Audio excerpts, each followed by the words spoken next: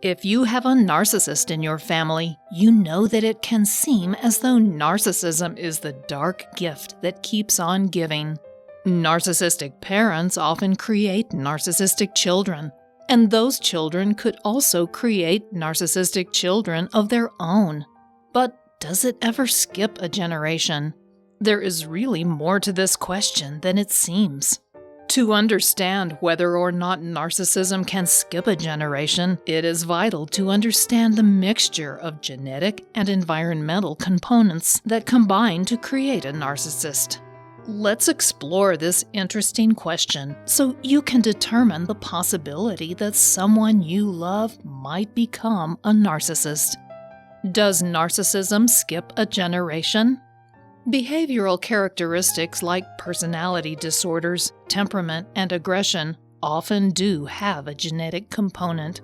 That means they are hereditable, or in other words, they can be passed down from one generation to the next genetically. But human behavior is more complex than that.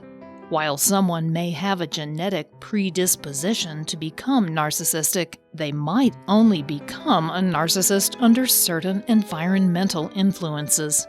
What creates narcissism is a mixture of genetics and environment. Someone who might be predisposed to be a narcissist, but who has a loving family who values them, might not ever become narcissistic. On the other hand, someone who is genetically predisposed to narcissism and who has narcissistic parents is in the perfect environment for narcissism to develop. It's the same idea behind people who are genetically predisposed to certain diseases, like diabetes. But if they take good care of themselves physically and monitor their diet, they may never develop the disease. To answer the question, this means that yes, narcissism can skip a generation. It's not a foregone conclusion that the children of narcissists will become narcissists themselves. In fact, many children of narcissists become codependent as a result of the abuse to which they are exposed. Codependency also results from an abusive environment in which a person's needs are ignored. That's common for the children of narcissists. They learn to ignore their own needs because they are ignored by their caretakers. Instead, they focus on pleasing those toxic people to keep the peace. That pattern often follows them throughout their lifetime. Of course, it is possible for the children of narcissists to become narcissistic. They are frequently told they are from a special family and are entitled to everything good in life. This passing of the torch to their children constitutes intergenerational trauma. What is the evidence for a genetic link to narcissism? Researchers in behavioral science and psychology at the University of Oklahoma and the Chinese Academy of Sciences have determined that there are genetic influences in certain elements of narcissism. Their study involved 304 pairs of both identical and fraternal twins in Beijing. Identical, that is monozygotic, and fraternal, that is dizygotic twin studies are helpful for determining the genetic heritability of certain traits because identical twins share the same genetics. Theoretically, if they are in the same environment, they should exhibit a high degree of similar traits if those traits have a genetic basis. Fraternal twins would not show as many similar traits because they are no more closely related than any two siblings that weren't born at the same time. They don't share as much of the same genetic material, and therefore they would be less similar. In this study, the researchers examined intrapersonal and interpersonal distinctions of narcissism. Intrapersonal refers to a narcissist's feeling of superiority and grandiosity. They have developed a mindset that they are superior. This is how they view themselves, and grandiosity is a feature of the narcissist's intrapersonal dimension. The interpersonal distinction refers to how narcissists view themselves in relation to other people. They see other people as mere extensions of their own identity, and therefore they have adopted the attitude that other people exist for them. This entitlement is the characteristic feature of the interpersonal dimension. These researchers then tested the twins for grandiosity and entitlement. They found both of these features were moderately heritable, and they found that different environmental influences affected each feature. Moderate heritability means there are definitely genetic influences on the trait, but those are only realized in the presence of certain significant environmental factors. What are the environmental factors associated with narcissism? A 2018 review of the cause of narcissism by researchers at the Chinese Academy of Sciences found that, in general, 44% of individual variation in narcissistic traits could be explained by genetic factors. That means 56% is explained by environmental factors. So, what are those environmental factors? We know that certain types of abuse can stop the development of a strong sense of self in a young child.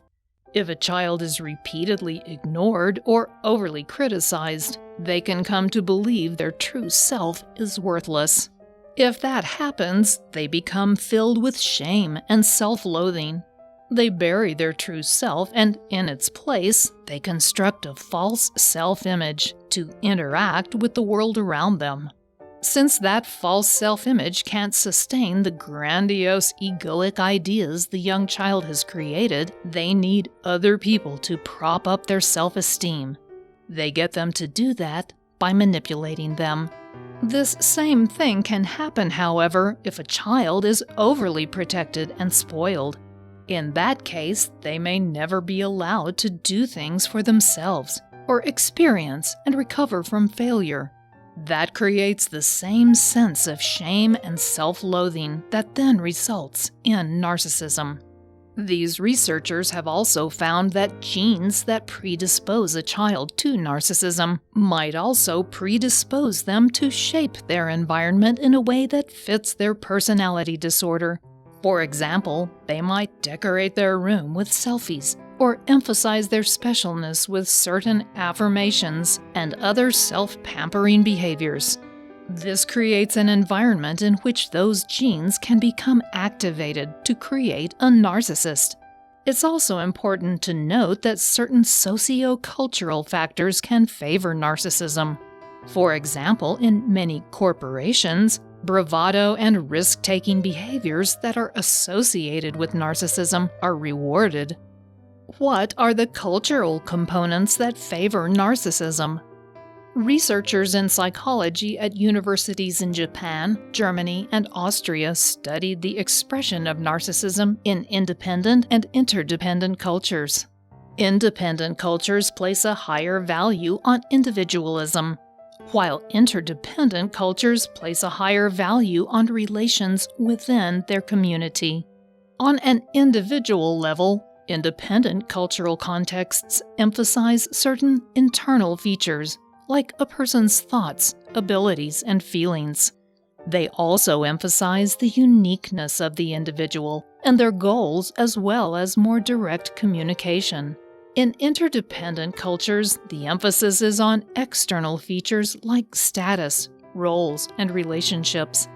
These cultures also value belonging and fitting in, as well as knowing your proper place in the culture. Indirect communication is favored here as well. Japan and many other East Asian countries are good examples of interdependent cultures, and the United States and Germany are good examples of independent cultures. The researchers in this study found that grandiose narcissism is more prevalent in independent cultures, such as many Western countries. Vulnerable narcissism is more common in interdependent cultures.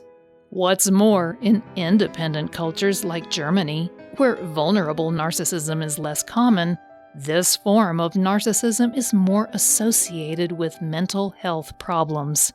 In the end, there are both genetic and environmental factors that combine to create narcissism. It may be the case that certain genes are activated only in the presence of specific environmental factors, including caretaker abuse and cultural norms. While there are different expressions for grandiose and vulnerable narcissism, both of these types of narcissism feel the same way internally. That is, they both feel special, superior, and entitled. They just go about getting those feelings validated in different ways. One way that narcissists manipulate other people in validating their sense of superiority is by manipulating their emotional triggers and using them against their victims. To prevent that from happening to you, I would like to share my 5-step roadmap to heal emotional triggers. This handy guide can help you recognize and heal your emotional triggers to prevent narcissistic abuse. Just click on the link below this video and I'll send it directly to your inbox. Thanks for watching.